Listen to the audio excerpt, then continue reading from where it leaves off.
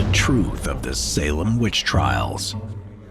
In 1692, seemingly out of nowhere, a small county in Massachusetts was gripped by mass hysteria that led to the imprisonment of 150 people and the execution of 14 innocent women and 6 men in just the space of 1 short year.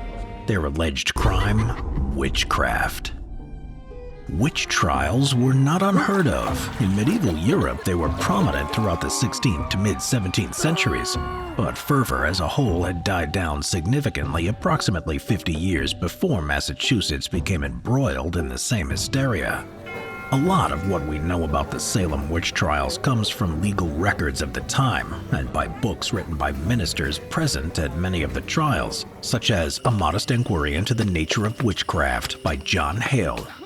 Although initially supportive of the trials, Hale changed his mind on the whole affair after his own wife was accused of witchcraft.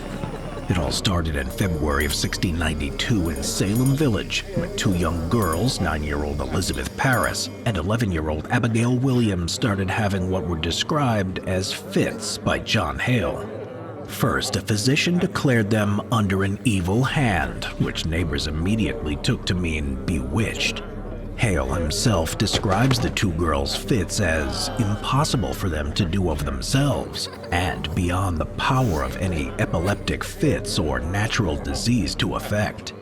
Their behavior was later mimicked by other young girls in the village, including Elizabeth Hubbard and Ann Putnam Jr., who would go on to become key accusers in the trials. However, were the girls really suffering from anything at all? They were, by no small coincidence, the daughter and niece to Reverend Parris, and the other 2 girls also had family members who were officials in the village, with the Putnams being a prominent family of the region. There are several circumstances that allowed rumors of witchcraft to take hold in Salem. Salem was unofficially divided between the farmers who lived in Salem Village to the north and the merchants of the Salem town to the south, and there were deep hostilities between the two. Historians Boyer and Nissenbaum have shown the majority of witchcraft accusations were made from people in the northern Salem Village toward those in the southern Salem town. Salem Village had for years desired greater independence from their southern neighbors and had generally viewed themselves as morally superior.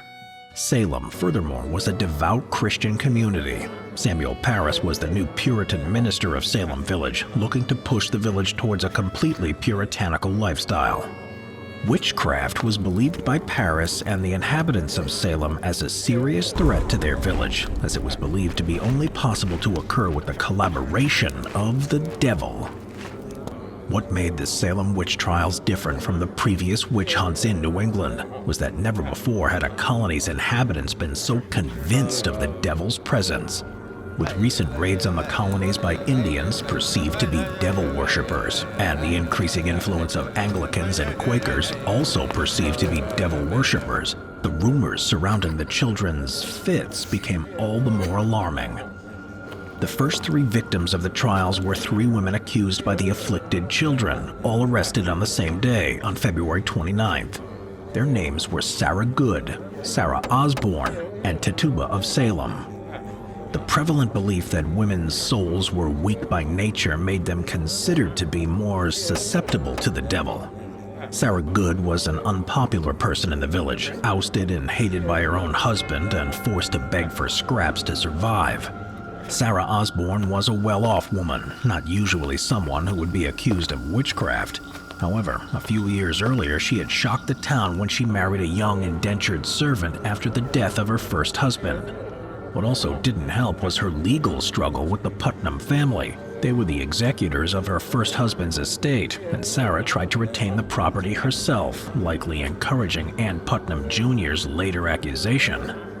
Tituba of Salem, in contrast, was a slave believed to be a West Indian woman. Unfortunately, her role in the baking of a so-called witch-identifying cake, which was another villager's idea, was enough to condemn her. To create a witch cake, you were to take the urine of a witch's victim, in this case from the children suffering fits, and bake it with rye meal and ashes. The cake would then be fed to a dog and the witch would suddenly be seized with illness, identifying them as the culprit. When this was discovered, Tituba was quickly interrogated and became the only one of the women to confess to witchcraft, naming Sarah Good and Osborne along with herself. It's likely that she was illegally tortured and deeply fearful of execution, rendering her confession completely moot. Of the three women, she was the only one to survive the trials. Sarah Osborne died in jail on May 10th, and Sarah Good was hanged with 4 other women on July 19th. No one knows what became of Tituba after she was sold to an unknown person in May of 1693, just over a year after she had been imprisoned. From there, more and more people were accused, and the fervor spread to surrounding villages. In Andover, Massachusetts, for example, at the very least, 43 were accused of witchcraft, more than double the amount recorded in Salem. Shortly after everything began, the governor, William Phips, appointed a special council named the Court of Oyer and Terminer to handle these allegations, which first convened on June 2, 1692. Phips appointed William Stoughton as Chief Justice of the court, but the zealous Stoughton frequently permitted what was called spectral evidence, one of the primary pieces of evidence that was used to provide the identities of the witches, despite being against proper English court procedure. Spectral evidence was essentially someone claiming they had seen unhinged, ghostly versions of people they knew in the village.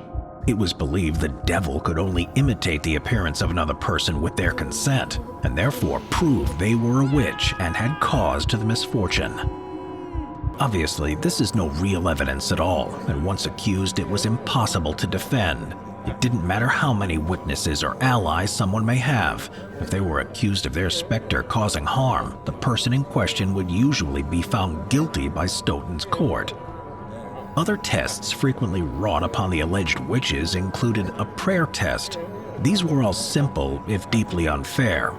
The prayer test was when the accused had to recite the Lord's Prayer with no mistakes. Mistakes could include anything from stuttering to tripping over your words or blaspheming, all of which were apparently clear signs that you were struggling with the devil. Of course, bearing in mind that this was done under trial or duress, very few women were able to pass the test satisfactorily for Paris.